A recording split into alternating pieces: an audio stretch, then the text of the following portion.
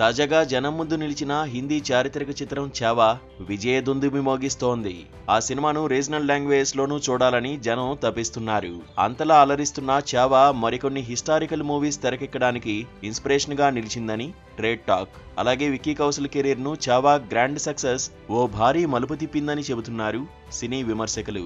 గత కొన్నాళ్లుగా south movies ముందు బాలీవుడ్ వెలవెలబోతోంది. ఆ మధ్య షారుఖ్ ఖాన్ జవాన్, పఠాన్ చిత్రాల ఘన విజయం హిందీ చిత్రసీమకు కాసింత ఊపిరి పోసింది. మళ్లీ దక్షిణాది సినిమాల ముందు బాలీవుడ్ చిన్నబోయింది. ఈ నేపథ్యంలో ఘన విజయం కోసం చకోర పక్షిలా ఎదురు చూస్తోన్న హిందీ చిత్రసీమకు పున్నమి వెన్నెల్లా చావా విజయం సాక్షాత్కారమైంది.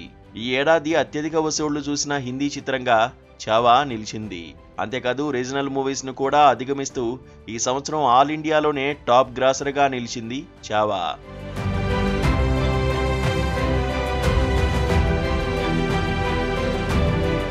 నిజానికి అంతకుముందే యూరి హిందీ సినిమాతో జాతీయ స్థాయిలో ఉత్తమ నటుడుగా నిలిచారు విక్కీ కౌశల్. ఆ తర్వాత నుంచి ఆచితూచి అడుగులేస్తూ సాగారు. ఆపై సర్దార్ ఉధమ్ అనే బయోగ్రాఫిక్ సినిమాలోనూ నటించి నటునిగా తానేమిటో నిరూపించుకున్నారు. మధ్యలో కొన్ని సినిమాల్లో నటించిన యూరి సర్దార్ ఉధమ్ చిత్రాల తర్వాత శ్యామ్ బహదూర్ లో మరోమారు దేశభక్తునిగా దర్శనమిచ్చారు విక్కీ కౌశల్. ఆ చిత్రం కూడా బయోగ్రాఫికల్ మూవీ కావడంతో విక్కీకి నటుడిగా మరింత పేరు లభించింది. అయితే ఏనాడు విక్కీ బ్లాక్ బాస్టర్ హిట్ ను సొంతం చేసుకోలేదు. అయితే తాజాగా ప్రేక్షకుల ముందు నిలిచిన చావాతో సాధ్యమైందని ట్రేడ్ పండిట్స్ చెబుతున్నారు. 140 కోట్ల వ్యయంతో తెరకెక్కిన చావా సినిమా కేవలం థియేటర్ల ద్వారానే వారంలోగా 350 కోట్లు పోగేసింది. ఈ చిత్రం తప్పకుండా 500 కోట్లు కొల్లగొడుతుందని అంచనా. విక్కీ కెరీర్లోనే బిగ్గెస్ట్ హిట్ గా చావా నిలవనుంది.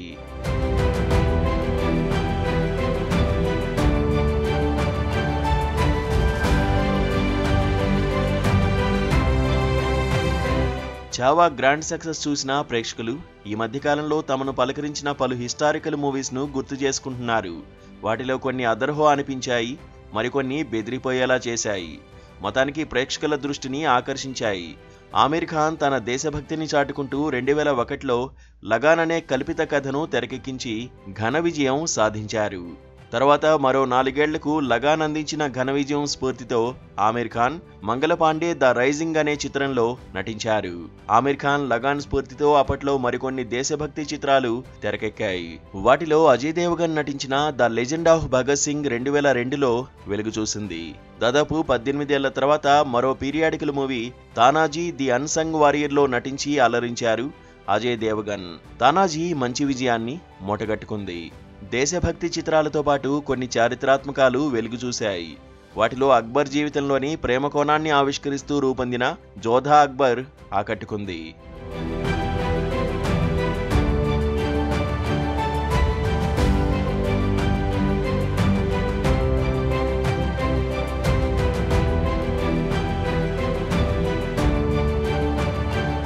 మరోవైపు మస్తానీతో బాజీరావు ప్రేమ కథ ఆధారంగా తెరకెక్కిన హిస్టారికల్ ట్రాజెడీ బాజీరావు మస్తానీ 2015లో వెలుగు చూసింది. రణ్వీర్ సింగ్, దీపికా పదుకునే నటించిన ఈ విషాదాంత ప్రేమగాథను జనం భలేగా ఆదరించారు. బాజీరావు మస్తానీ ఘన విజయం స్ఫూర్తితో దీపికా పదుకునే, రణ్వీర్ సింగ్ జంటగా సంజయ్ లీలా భన్సాలీ రూపొందించిన పద్మావత్ కూడా చారిత్రక నేపథ్యంలో తెరకెక్కింది. అక్షయ్ కుమార్ సైతం పీరియాడికల్ డ్రామాస్ తో సాగారు. ఆయన హీరోగా రూపొందించిన కేసరి, ఆ తర్వాత తెరకెక్కిన సమ్రాట్ పృథ్వీరాజ్ కూడా హిస్టారికల్ బ్యాక్డ్రాప్ తోనే రూపొందాయి. అశుతోష్ గోవారికర్ దర్శకత్వంలో అర్జున్ కపూర్ నటించిన ఎపిక్ వార్ మూవీ పానిపట్ 2019లో వచ్చింది. అదే ఏడాది కంగనా రనౌత్ నాయిక్గా క్రిష్ రూపొందించిన Manikarnika the queen of Jhansi పర్వాలేదనిపించుకుంది.